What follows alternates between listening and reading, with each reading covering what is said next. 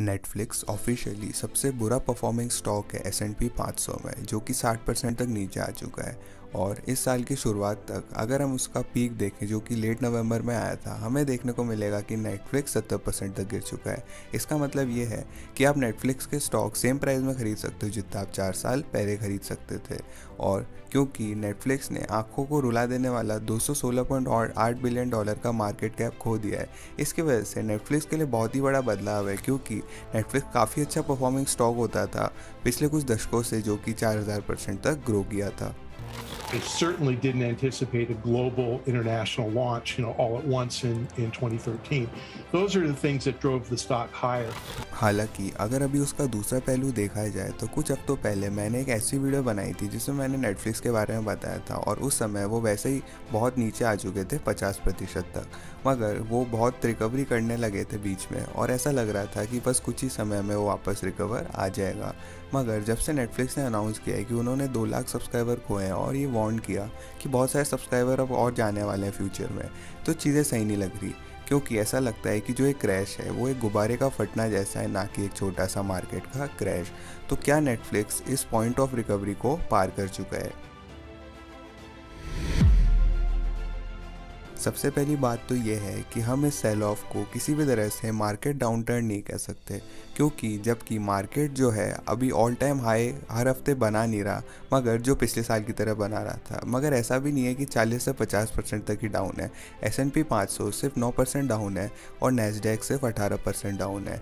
इस तरह से जब सेल ऑफ हो रहा है तो ऐसा हो सकता है कि जो नेटफ्लिक्स है उसके 30 से 40% तक जा सकता है, मगर 70% नीचे जाना इम्पॉसिबल है। और टेस्ला का एग्जाम्पल ले लेते हैं। टेस्ला जो है सबसे ज़्यादा अमीर और वैल्यूड ग्रोथ स्टॉक है पूरे मार्केट में, मगर फिर भी वो सिर्फ 19% डाउन है, और वो उनका ऑल टाइम हाई के कंपैरिजन में है, और अभी भी वो फंडामेंटली काफ़ी अच्छा कर रहे हैं। तो क्लियरली ये चीज़ तो है कि नेटफ्लिक्स को बहुत सारी चीज़ें करनी है, जैसे फंडामेंटल शॉर्टफॉल्स जिसके बजाय ना कि मार्केट शॉर्टफॉल। मगर इन चीज़ों के साथ ही जो सबसे बड़ा चैलेंज आता है नेटफ्लिक्स के लिए वो है कंटिन्यूस सब्सक्राइबर ग्रोथ। क्योंकि नेटफ्लिक्स और बाकी उसके इन्वेस्टर्स हैं वो ये जो इनका सब्सक्राइबर कम हुआ है उसको रशिया पे ब्लेम कर रहे हैं, क्योंकि नेटफ्लिक्स को 7 लाख सब्सक्राइबर्स का हटाना पड़ा रशियन अकाउंट सस्पेंड करके। और अगर इस अमाउंट को हटा भी देते हैं अपन, तो नेटफ्लिक्स को जो है वो 5 लाख सब्सक्राइबर्स गेन होने थे लास्ट क्वार्टर में। मगर हॉनेस्टली इससे कोई भी चीज़ में बदलाव नहीं आता, क्योंकि अगर नेटफ्लिक्स को ये बेनिफिट दे भी दे, उनका सब्सक्राइबर 500,000 से भी ग्रो कर जाता है लास्ट क्वार्टर में, तो जो उनके 21 मिलियन एग्जिस्टिंग सब्सक्राइबर्स हैं उस ग्रोथ के सामने ये कुछ भी नहीं है। और परसेंटेज के हिसाब से देखें तो ये ग्रोथ सिर्फ 0.226% की है। अगर फिर भी इस ग्रोथ को हम पूरे साल का ले लें तो हमें 1% ग्रोथ भी नहीं दिखती। पर्सपेक्टिव के लिए अगर हम मेच्योर कंपनीज जैसे एप्पल और गूगल को लें तो वो जनरली 20 से 30% ग्रोथ नंबर से वो हर साल दिखाती है। इस चीज़ को देखते हुए क्योंकि नेटफ्लिक्स का सब्सक्राइबर बेस सबसे कम ऊपर नीचे हो रहा है, इसकी वजह से नेटफ्लिक्स का जो है वो इन्हें ऐसा लग रहा है कि वो आने वाले कुछ टाइम में 20 लाख सब्सक्राइबर्स को खोने वाले हैं इस क्वार्टर में। और क्योंकि ये परफॉर्मेंस अच्छी नहीं लग रही तो इसकी वजह से लोग हैं वो छोड़ के जा रहे हैं नेटफ्लिक्स। मगर क्या कारण है उनका?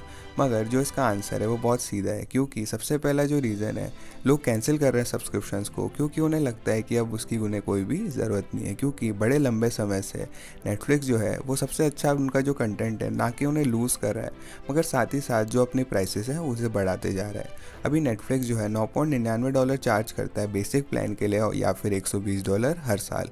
मगर वहीं पे डिज़नी प्लस की जो कॉस्ट आती है वो $8 प्रति महीने आती है, और उनका एनुअल प्लान सिर्फ $80 पर ईयर के हिसाब से आता है। तो अगर आप डिज़नी प्लस का सब्सक्रिप्शन लेते हो तो व्यूअर्स जो है वो 50% तक का डिस्काउंट पा सकते हैं सब्सक्रिप्शन पे, और अगर उन्हें ये कहा जाए तो उनको डेफिनेटली कंटेंट भी अच्छा मिल जाएगा। मगर हाँ, नेटफ्लिक्स के पास भी बहुत बड़ी लीड है टोटल मूवीज़ और टीवी शोज़ के मामले में डिज़नी के हिसाब से। मगर इसका मतलब ये नहीं है कि जो भी एक आम इंसान है उसे नेटफ्लिक्स को ज़्यादा कंटेंट पसंद आएगा, क्योंकि जबकि डिज़नी प्लस के पास छोटा कैटलॉग है, मगर जितनी भी चीज़ें उनके पास है वो बहुत सारे बैंगर्स है, जैसे स्टार वॉर्स हो गए या एवेंजर्स हो गए। एक और चीज़ ध्यान में रखने वाली ये है कि नेटफ्लिक्स जो है वो खुद नहीं कर रहा है इन प्राइसेस को जो बढ़ा रहा है, क्योंकि जो सारी अब उनकी प्राइसेस बढ़ रही है पिछले 6 सालों से वो उनको नीचे ही काम आ रही है। क्योंकि 2016 से नेटफ्लिक्स का नेट मार्जिन जो है वो 2% से 17% बढ़ चुका है। इसी के साथ साथ ऐसा लगता है कि नेटफ्लिक्स का जो प्रॉफिट है वो भी स्थिर है अभी तक। जो उनकी वैल्यू प्रोपोजिशन है वो भी काफ़ी नीचे गिर चुकी है।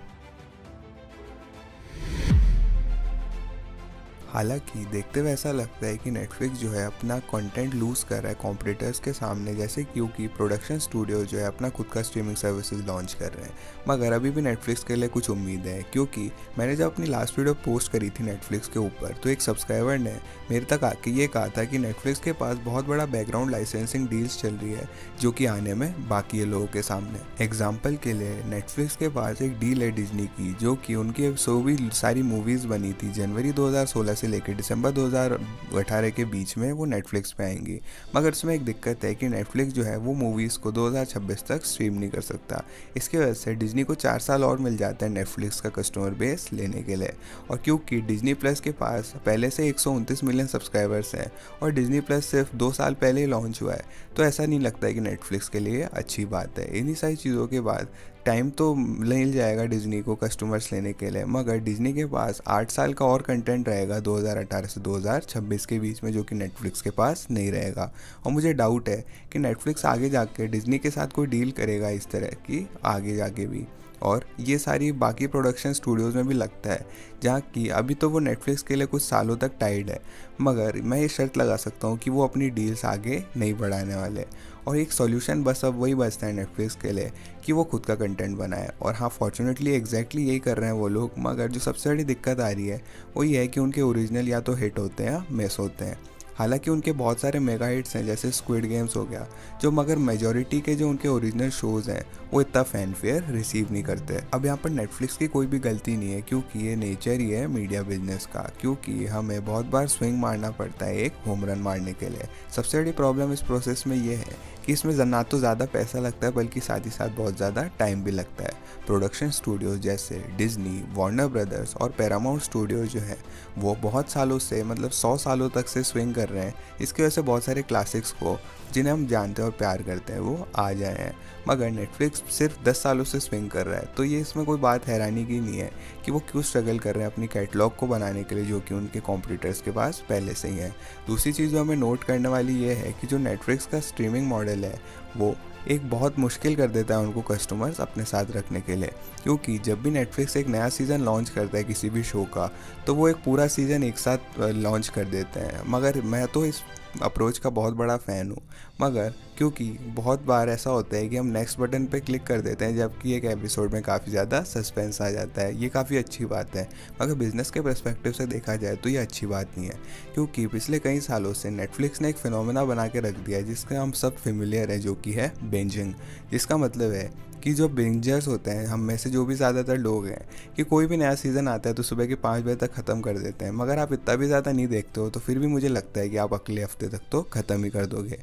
मगर रेगुलर टीवी के साथ हमें या तो महीने नहीं तो साल भर तो एक ही शो को देखते हुए बिताना पड़ता है। और ये जो अपॉर्चुनिटी होती है बिंज वॉच करने की, वो कन्वीनियंट बना देती है कस्टमर्स को नेटफ्लिक्स सब्सक्रिप्शन 1 महीने ख़रीद के उसके बाद कैंसिल करने का। और जैसा कि आप गेस कर ही सकते हो, ये काफ़ी अच्छी बात नहीं है कस्टमर रिटेंशन के लिए या लॉन्ग टर्म प्रॉफिट्स के लिए। इस बात में तो कोई सीक्रेट नहीं है कि हाँ, पिछले कुछ सालों में हमारा अटेंशन स्पैन है वो बहुत कम होता जा रहा है। और इसका बेस्ट एविडेंस है कि टिकटॉक इस तरह से बढ़ा, क्योंकि जब ये मेन रीज़न हुआ था नेटफ्लिक्स के लिए जिसकी वजह से वो काफ़ी अच्छा चला था। मगर क्योंकि लोगों को ज़्यादा इंतज़ार नहीं करना पड़ता था महीनों या सालों एक शो को देखने के लिए, बस वो नेटफ्लिक्स खोल के कुछ ही हफ्तों में ख़त्म कर सकते थे। मगर जो सबसे बड़ी दिक्कत ये है कि जो पेशेंस और अटेंशन है वो काफ़ी ज़्यादा कम हो चुका है, जितना नेटफ्लिक्स भी स्ट्रगल कर रहा है अपने बराबर रखने के लिए। क्योंकि सबसे बुरी जो पार्ट होती है नेटफ्लिक्स को देखने की वो ये है कि आपको कुछ भी इंटरेस्टिंग या अच्छी चीज़ नहीं मिलती। क्योंकि कभी कभार मैं भी 20 से 30 मिनट जब सिर्फ स्क्रॉल करता रहता हूँ नेटफ्लिक्स में और देखता हूँ रिव्यूज़ को कि कौन सी चीज़ मुझे देखनी चाहिए। और मुझे ये लगता है कि आप लोग भी इससे रिलेट कर सकते हो। और इसी के साथ साथ यूट्यूब और टिकटॉक जो है उनकी कंटेंट रिकमेंडेशन एल्गोरिदम भी परफेक्ट कर लिया उन्होंने, क्योंकि उनके पास एंडलेस स्ट्रीम ऑफ कंटेंट है देखने के लिए। अगर बात करें तो 82% जो आप लोग हो तो आपने इस वीडियो को सर्च नहीं किया, ये रिकमेंड हुई थी आपको, और 5.6% लोगों ने आपने इस वीडियो को देखा था सर्च करके। और बाकी के लिए यूट्यूब का सर्च बॉक्स है काफ़ी हेल्पफुल होता है अगर आप ट्यूटोरियल या रिव्यू देखना चाहते हो किसी प्रोडक्ट के लिए। मगर कैजुअल एंटरटेनमेंट के लिए जो होम पेज है उसको रिफ़्रेश कर दो, जब तक आपको अच्छी चीज़ नहीं मिलती काफ़ी सही चीज़ हो जाती है। मगर नेटफ्लिक्स के साथ आप ये चीज़ नहीं कर सकते और ये हमें एक सीरियस क्वेश्चन के ऊपर लेके जाता है। क्या ये डिज्नी प्लस और हुलू या पैरामाउंट जैसी सर्विसेज है जो कि नेटफ्लिक्स का वॉच टाइम ले रही है, या फिर ये यूट्यूब, टिकटॉक, इंस्टाग्राम या स्नैपचैट है? 10 साल पहले सेम चीज़ हुई थी, सेम सिचुएशन आई थी नेटफ्लिक्स और ट्रेडिशनल टीवी में। टीवी चैनल जो थे उनका वॉच टाइम काफ़ी ज़्यादा कम होता जा रहा था, मगर उसका कारण कोई और टीवी चैनल्स नहीं थे जो कि वॉच टाइम ले जा रहे थे, मगर नेटफ्लिक्स ही वो कल्प्रिट था। क्योंकि मुझे ऐसा लगता है कि अभी भी ऐसा ही हो रहा है कि जो आज का कल्प्रिट है वो सोशल मीडिया है। क्योंकि इस तरह से टिकटॉक जो मोस्ट विजिटेड साइट बना 2021 में, तो मुझे लगता है कि नेटफ्लिक्स सिर्फ प्रोडक्शन कंपनीज़ के अगेंस्ट काम नहीं कर रहा, मगर सोशल मीडिया कंपनीज़ के अगेंस्ट भी काम कर रहा है। और जहाँ पर नेटफ्लिक्स के पास हो सकता है चांस हो प्रोडक्शन कंपनीज से जीतने के लिए, मुझे ऐसा नहीं लगता कि जब बात आती है सोशल मीडिया कंपनीज की तो वो उससे जीत सकता है। अभी तक मुझे ऐसा लगता है कि हम सबको क्लियर हो चुका है कि नेटफ्लिक्स इतना अच्छा नहीं कर रहा फंडामेंटली, मगर इसका मतलब ये नहीं है कि नेटफ्लिक्स जो है बैंक्रप्सी फाइल कर देगा जल्दी से, मगर ऐसा लगता है कि वो लोकल टॉप को हिट कर चुके हैं। और एक क्वेश्चन आ जाता है कि जो नेटफ्लिक्स है क्या बदलते समय में और लोकल टॉप को वो इसी तरह से रख सकता है या फिर एक एब्सोल्यूट टॉप तक लेके जा सकता है? तो इस सवाल का आज जवाब देने के लिए हम थोड़े हिस्टोरिकल चार्ट्स को देख लेते हैं बाकी कंपनीज़ की जो कि सेम क्राइसिस से गई थी, जैसे माइक्रोसॉफ्ट हो गया। क्योंकि 1980 से 90 के दशक में माइक्रोसॉफ्ट ने पर्सनल कंप्यूटर अडॉप्शन में चांद तक पहुंचने के बाद काफ़ी अच्छा हासिल किया था चीज़ों को, मगर 2000 की शुरुआत में माइक्रोसॉफ्ट ने मार्केट सैचुरेशन को हिट कर लिया था, जिसकी वजह से जो .com क्रैश आया था उसकी वजह से माइक्रोसॉफ्ट तहस नहस हो गया था। क्योंकि .com क्रैश के दौरान माइक्रोसॉफ्ट ने 66% का जो अपना स्टॉक है वो गिरा दिया था, जो कि नेटफ्लिक्स के बराबर है आज। एक चीज़ जो नोट करने वाली ये है कि माइक्रोसॉफ्ट को 16 साल लगे रिकवरी करने के लिए और ऑल टाइम हाई बनाने में। अगर माइक्रोसॉफ्ट जो है स्मार्टफोन बूम को ला पाता तो मुझे लगता है कि 2009 या 2010 तक वो वापस आ पाते रिकवरी करके, मगर उन्होंने नहीं किया। और जब तक उन्होंने क्लाउड कंप्यूटिंग बूम का सहारा नहीं लिया तब तक वो ऊपर वापस नहीं आया। अब नेटफ्लिक्स के साथ बात करें तो वो वैसे ही लेट हो चुके हैं कैपिटलाइज करने में सोशल मीडिया या यूज़र जनरेटेड कंटेंट के बूम में। तो माइक्रोसॉफ्ट की तरह ही उनको अब अपना अटेंशन है सो अगली बड़ी चीज़ में लाना होगा, या तो वो VR या AR कंटेंट हो सकता है, मगर मुझे श्योरिटी नहीं है इस चीज़ पे।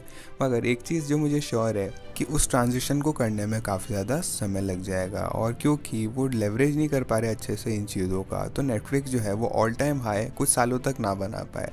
मगर एक चीज़ ये भूलने वाली नहीं है कि कोई भी नेटफ्लिक्स जो है वो गारंटी नहीं दे रहा कि ऑल टाइम हाई बनाएगा, मगर जो करंट सिचुएशन है उसको देखा जाए तो वो इंटेल या सिस्को की तरह हो सकते हैं। हालांकि ये वीडियो थोड़ी क्रिटिकल हो गई नेटफ्लिक्स पे, मगर मुझे अभी भी ये लगता है कि नेटफ्लिक्स जो है वो रिकवर कर जाएगा। हालांकि उनका यूज़र काउंट धीरे धीरे कम हो रहा है, मुझे ऐसा नहीं लगता कि जो उनकी इनोवेटिव स्पिरिट है वो कम हो रही है।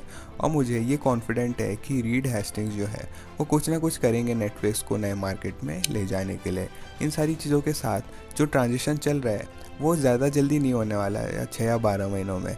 इतनी बड़ी कैप कंपनी जैसे नेटफ्लिक्स हो गया, उसको ये सारी चीज़ें नए सेक्टर्स में जाने के लिए, इन एंडोवेज को प्रॉफिटेबल लाने में बहुत सारे साल लग जाने वाले हैं। और इसी समय के बीच नेटफ्लिक्स में इन्वेस्ट करना एक टॉस की तरह होगा, क्योंकि कितना ज़्यादा उनका स्टॉक ओवरसोल्ड है, हमें रिकवरी देखने को मिल सकती है $400 या $500 तक। मगर वहीं दूसरी तरफ देखें तो अगर मार्केट स्टॉक उसका बेचने लग जाएगा तो हो सकता है कि और भी ज़्यादा नीचे चला जाए नेटफ्लिक्स। और कोई भी तरीका हो, मगर नेटफ्लिक्स जो है वो फंडामेंटली राजा बनने वाला है, जितना कि वो 2010 में था ऐसा। और मुझे ऐसा लगता है कि इसको होने में काफ़ी सारे सालों का ट्रायल और एरर लगने वाला है। और पर्सनली मैं ज़्यादा पैसे तो नहीं लगाऊंगा ऐसी कंपनी में जब तक कि वो एक दूसरा मोड ऑफ ग्रोथ ढूंढ नहीं लेती। मगर ये वही चीज़ है जो मैं सोचता हूँ। क्या आप गाइस इन्वेस्ट करोगे नेटफ्लिक्स पे? कमेंट करके ज़रूर बताना। और इस वीडियो को लाइक भी करना अगर आप यूट्यूब वॉच करते हो नेटफ्लिक्स से ज़्यादा। साथ ही साथ हमारे इंटरनेशनल चैनल्स को चेक कीजिएगा, हमारी वीडियो दूसरी लैंग्वेजेस में देखने के लिए हमारे डिस्कॉर्ड कम्युनिटी को ज्वाइन कीजिएगा। साथ ही साथ हमारे चैनल को सब्सक्राइब कीजिएगा बाकी सवालों के लॉजिकली आंसर्ड के लिए। मैं था चिरंजीव, मैं मिलता हूँ आपसे अगली वीडियो में।